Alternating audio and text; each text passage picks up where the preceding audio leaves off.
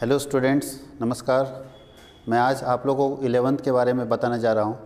11th class में कौन कौन से सब्जेक्ट पढ़ने होते हैं, कौन कौन से सब्जेक्ट हैं, कौन कौन से राइटर का बुक पढ़ना चाहिए, कौन कौन सा बेस्ट बुक है, ये हम लोग जानने जा रहे हैं। और सीखेंगे आज हम लोग कि सबसे बढ़िया बुक अकाउंट्स का कौन कौन सा होता है। तो सबसे पहले हम लोग ये देखें कि 11th के क्लास में झारखंड एकेडमिक काउंसिल हो या CBSE हो या स्टेट बोर्ड हो, कोई भी, सारे में कौन कौन से सिलेबस पढ़ाए जाते हैं वो हम लोग देखेंगे। और सिलेबस से पहले बुक देखेंगे कि कौन कौन सा।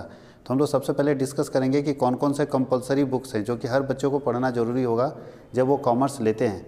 तो सबसे पहला जो बुक होता है वो अकाउंटेंसी का बुक होता है। सबसे फर्स्ट बुक जो होता है वो अकाउंटेंसी का होता है।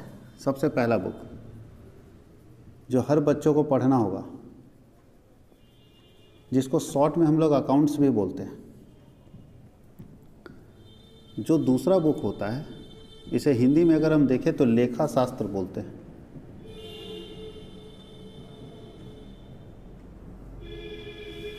दूसरा बुक होता है बिजनेस स्टडीज,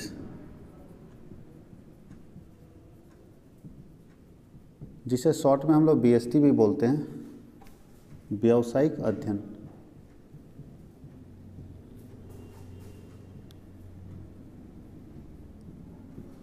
ये आपका कंपलसरी पेपर है। कंपलसरी का मतलब अनिवार्य विषय। ये कंपलसरी सब्जेक्ट है कि कॉमर्स के कोई भी बच्चे हों उनको ये सब्जेक्ट रखना ही पड़ेगा। यानी चाहे वो स्टेट बोर्ड का बच्चा हो, चाहे वो CBSE बोर्ड का बच्चा हो, चाहे किसी भी बोर्ड का बच्चा हो, जो उसका कंपलसरी पेपर है, जो उसको रखना ही होगा, अनिवार्य रूप से रखना होगा, वो पेपर है अकाउंटेंसी एंड बिजनेस स्टडीज़। उसको कम से कम रखना ही होगा ये दोनों पेपर। इसके अलावा उस बच्चे के पास ऑप्शन होता है कि वो चाहे तो अपने सुविधा अनुसार या अपना इंटरेस्ट जिस सब्जेक्ट में है उस सब्जेक्ट के अकॉर्डिंग वो अपना सब्जेक्ट चुन सकता है कि उसका इंटरेस्ट किस सेक्टर में, जिस सेक्टर में होगा उसके अकॉर्डिंग अपना सब्जेक्ट चुन सकता है। तो उसको जब चुनने का ऑप्शन आता है तो उसको ऑप्शनल पेपर बोलते हैं, ऑप्शनल सब्जेक्ट या ऑप्शनल पेपर बोलते हैं। तो हम लोग ऑप्शनल पेपर की बात करते हैं। इसको हिंदी में बोलते हैं ऐच्छिक विषय। अपनी इच्छा के हिसाब से वो चुन सकता है। और ये कंपलसरी हो गया, अनिवार्य, जो कोई इसमें आपके पास ऑप्शन कुछ नहीं है। आप अगर कॉमर्स पढ़ना चाहते हैं तो ये दो सब्जेक्ट रखना ही होगा। अकाउंटेंसी के अंदर हम लोग को क्या पढ़ना है? अकाउंटेंसी के अंदर पढ़ना है अकाउंटिंग के बारे में पढ़ना है। अकाउंटिंग का मतलब होता है recording of business transaction. Business के ट्रांजेक्शन को आप लिखेंगे कैसे, लिखने का टेक्निक क्या है, बैंक कैसे लिखता होगा, बैंक कैसे अपने ट्रांजैक्शन को रिकॉर्ड करता होगा, टाटा कंपनी अपने ट्रांजैक्शन को कैसे रिकॉर्ड करती होगी, रिलायंस इंडस्ट्री अपने ट्रांजैक्शन को कैसे रिकॉर्ड करती होगी। तो रिकॉर्डिंग ऑफ ट्रांजैक्शन सीखना है। रिकॉर्डिंग के दो रूल्स हैं, एक होता है सिंगल एंट्री सिस्टम, एक होता है डबल एंट्री सिस्टम। छोटे बिजनेसमैन जो होते हैं वो सिंगल एंट्री सिस्टम में अपने बिजनेस को रिकॉर्ड के ट्रांजैक्शन को रिकॉर्ड करते हैं। बड़े जो बिजनेस हैं वो डबल एंट्री सिस्टम में अपने बिजनेस के ट्रांजैक्शन को रिकॉर्ड करते हैं। डबल एंट्री का मतलब है कंप्लीट रिकॉर्डिंग और सिंगल एंट्री का मतलब है इनकम्प्लीट रिकॉर्डिंग, जहाँ आधा अधूरा लिखा जाता है, कुछ आइटम छूट जाता है। और जो कंप्लीट रिकॉर्डिंग होता है, यानी जहाँ हर ट्रांजैक्शन को एकदम लिखा जाता है सिस्टमेटिक वे में, वो होता है डबल एंट्री सिस्टम। तो वो हम लोग इसमें पढ़ेंगे अकाउंटेंसी के अंदर। यानी अकाउंटेंसी के अंदर हम लोग पढ़ने वाले recording of business transaction. Recording के अलावा सिस्टमेटिक उसका क्लासिफिकेशन पढ़ने वाले, क्लासिफिकेशन के बाद समराइजिंग पढ़ेंगे, समराइजिंग के बाद एनालिसिस पढ़ेंगे, इंटरप्रिटेशन पढ़ेंगे और कम्युनिकेशन पढ़ेंगे। ये सारा चीज़ हम लोग जो इंक्लूड किया जाता है वो अकाउंटेंसी के अंदर होता है। तो जब हम लोग उस सब्जेक्ट को पढ़ेंगे तो बहुत सारा डिटेल्स उसमें हम लोग को पढ़ना है, क्योंकि सिर्फ बोलना कि रिकॉर्डिंग और बिजनेस ट्रांजैक्शन इतना आसान नहीं है। रिकॉर्डिंग के कुछ रूल्स है, कैसे लिखेंगे, फिर उसका क्लासिफिकेशन, उसको हिंदी में बोलते हैं वर्गीकरण कैसे करेंगे, जिसके अंदर लेजर आपको पढ़ने होते हैं। उसके बाद समराइजिंग, उसका सारांश कैसे तैयार करेंगे, फिर एनालाइजिंग, उसका विश्लेषण कैसे करेंगे, फिर इंटरप्रिटेशन कैसे करेंगे। ये सब चीज़ हम लोग को पढ़ना है अकाउंटेंसी के अंदर। और बिजनेस स्टडी के अंदर हम लोग को पढ़ना है कि देखिए इसका सब्जेक्ट का नाम से ही पता चल जाएगा कि क्या पढ़ना है। हिंदी में है व्यावसायिक अध्ययन और इंग्लिश में लिखा है business studies. That means study about business, study about business. आप बिजनेस के बारे में पढ़ना चाहते हैं कि बिजनेस क्या होता है, कितने तरीके के बिजनेस और हर बिजनेस के टाइप्स के बारे में डिटेल में आपको 11th क्लास में पढ़ना है। तो क्लास 11th का जो हम लोग देख रहे हैं कि कौन कौन सा सब्जेक्ट पढ़ने हैं, तो क्लास 11th में जो हम लोग को सबसे पहला सब्जेक्ट पढ़ना है वो है कंपलसरी पेपर।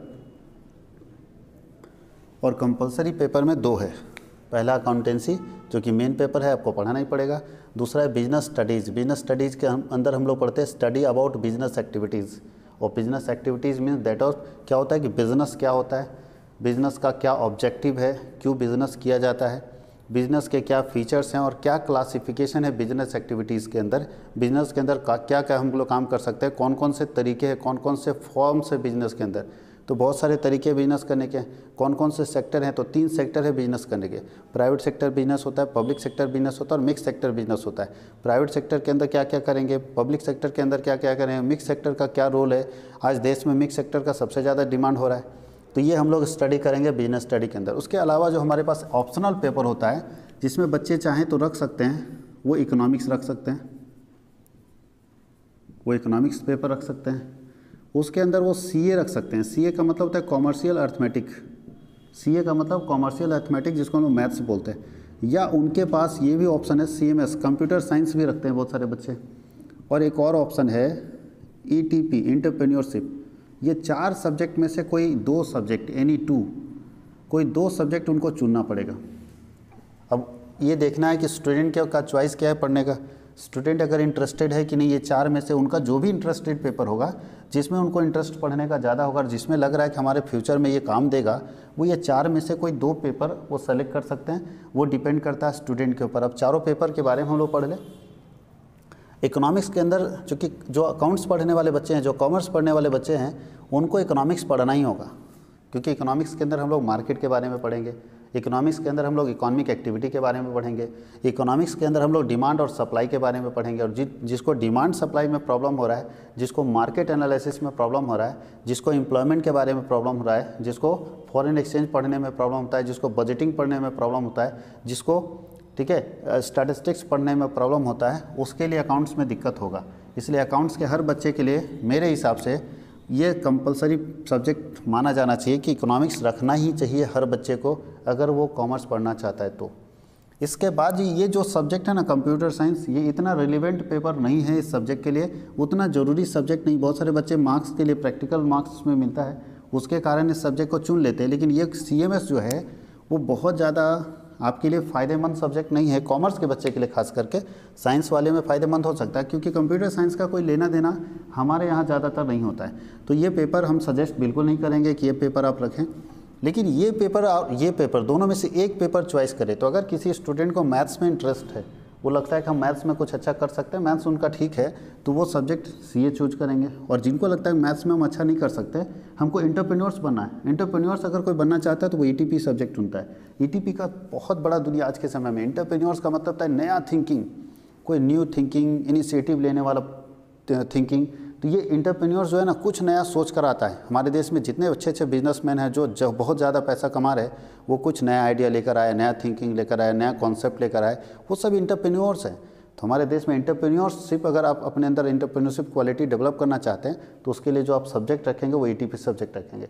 और अगर मैथ्स में आपका इंटरेस्ट है तो लगता है कि हमको सर एंटरप्रेन्योरशिप के अंदर नहीं जाना है, मेरा काम बैंकिंग वगैरह करके कहीं जॉब में शिफ्ट होना है, तो आपके लिए सीए है। अगर आप जॉब में शिफ्ट होना चाहते हैं, तो आपको लगता है कि हम खुद का बिजनेस ओपन करना चाहते हैं, कोई एक आइडिया हमारे पास है सर, उस आइडिया को हम इम्प्लीमेंट करना चाहते हैं, लागू करना चाहते हैं और कुछ बढ़िया करना चाहते हैं, तो उसके लिए आप ईटीपी सब्जेक्ट को चूज कर सकते हैं।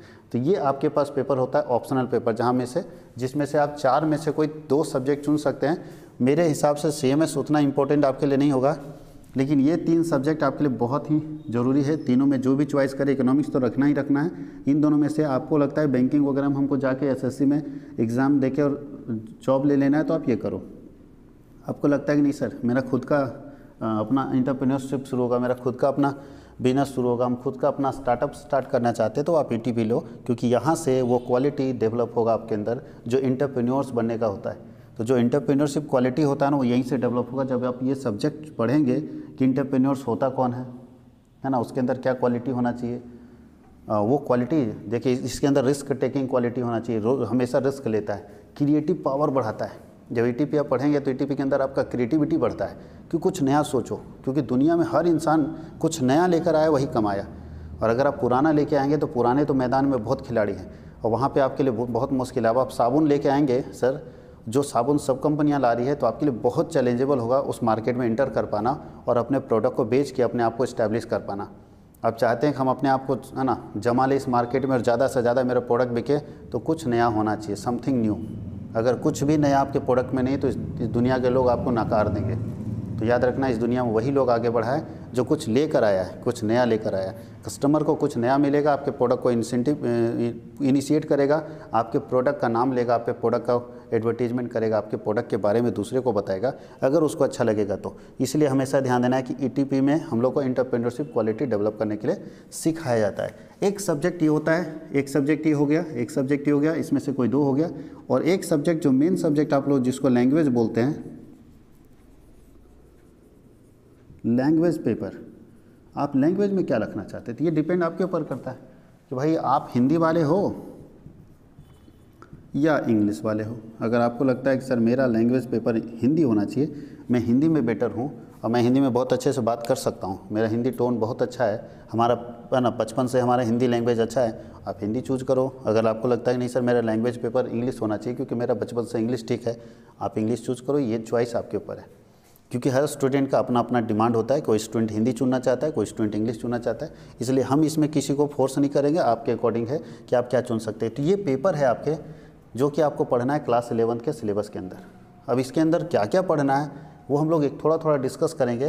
तो फर्स्ट है अकाउंटेंसी के अंदर हम लोग को पढ़ना है अकाउंटिंग एक्टिविटी, कि कैसे हम रिकॉर्डिंग करेंगे बिजनेस को। सोचिए कि हज़ारों करोड़ का बिजनेस, एक छोटा सा राशन दुकान देखिए परेशान रहता है हिसाब किताब करने में, क्या सामान उसके पास है, कितने का सेल किया, कितना प्रॉफिट हुआ। अगर आज हम पूछे ना किसी राशन दुकानदार को, छोटा दुकानदार को, कि भैया कितना का प्रॉफिट हुआ शाम में, तो वो नहीं बता पाएगा।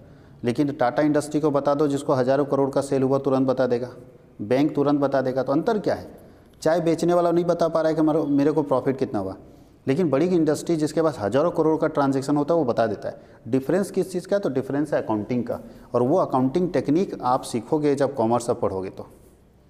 दूसरा क्या है, बिजनेस स्टडी के अंदर हम लोग बिजनेस के बारे में पढ़ेंगे, बिजनेस एक्टिविटीज़ के बारे में पढ़ेंगे, बिजनेस के टाइप्स के बारे में पढ़ेंगे, कितने तरीके होते हैं बिजनेस करने के।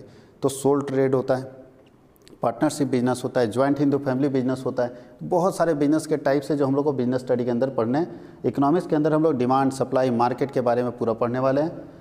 कॉमर्शियल अर्थमेटिक में हम लोग मैथमेटिक्स को स्ट्रॉन्ग करेंगे, साथ ही साथ ईटीपी जो है वो एंटरप्रेन्योरशिप क्वालिटी, कुछ नया सोचने का जो क्वालिटी होता है ना, वो डेवलप करता है ईटीपी। और एक हिंदी इंग्लिश में से आप कोई भी लैंग्वेज चुन सकते हैं।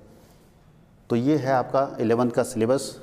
मैं आप सभी बच्चों से रिक्वेस्ट करूंगा कि सिलेबस को अच्छे से देखिए, और जो भी सब्जेक्ट आप चूज करते हैं सर, उस सब्जेक्ट को बेहतर तरीके से पढ़िए, क्योंकि कॉमर्स आज के समय में एक बेहतर विकल्प के रूप में उभरा है। साइंस और आर्ट्स तो अपने जगह पे है ही, लेकिन कॉमर्स का डिमांड आज सबसे ज़्यादा हो रहा है, क्योंकि बहुत सारे लोग आईआईटी से इंजीनियरिंग करता है, उसके बाद भी वो मैनेजमेंट के कोर्स में घुस जाते हैं।